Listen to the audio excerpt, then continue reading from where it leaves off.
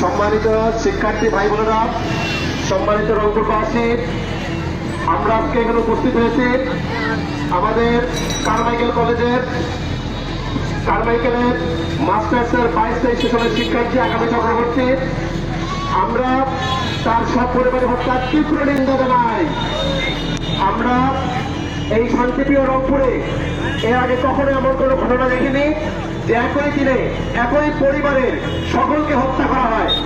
এরকম নৃশংস ঘটনা রংপুরের মাটিতে আমরা কল্পনাই করতে পারি না।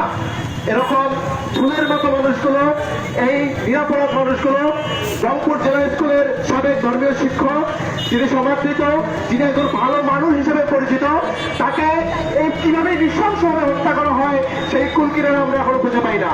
আমরা চাই রংপুরে এই অশান্ত পরিবেশ যারা তৈরি করছে, এই রংপুরে পরিবেশ যারা অশান্ত করছে, তাদেরকে আইন শৃঙ্খলা বাহিনী দ্রুত তাদেরকে হারাবে এবং তাদেরকে দৃষ্টান্তমূলক শাস্তি নিশ্চিত করে দেওয়ার আমরা প্রত্যাশা করছি।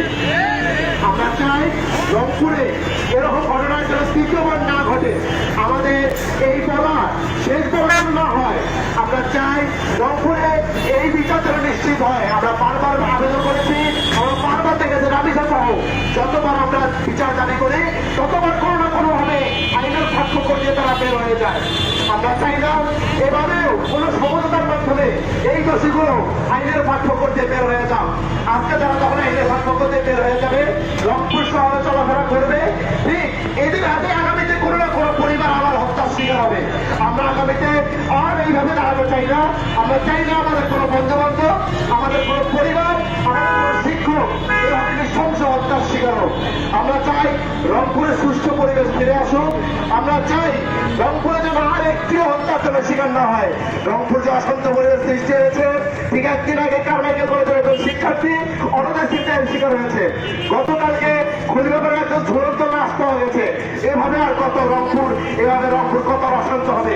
আইন শৃঙ্খলা বাহিনী যদি পার্কে গিয়ে কাপল ধরে, আইন শৃঙ্খলা বাহিনী গিয়ে বিভিন্ন ভাবে যদি কাপল ধরার নামে যদি তাদের আইনের সীমাবদ্ধতা প্রকাশ করতে চায়, তাহলে আমরা বলতে চাই যে আপনারা আইন শৃঙ্খলা বাহিনীর দায়িত্ব থেকে সরে আসুন।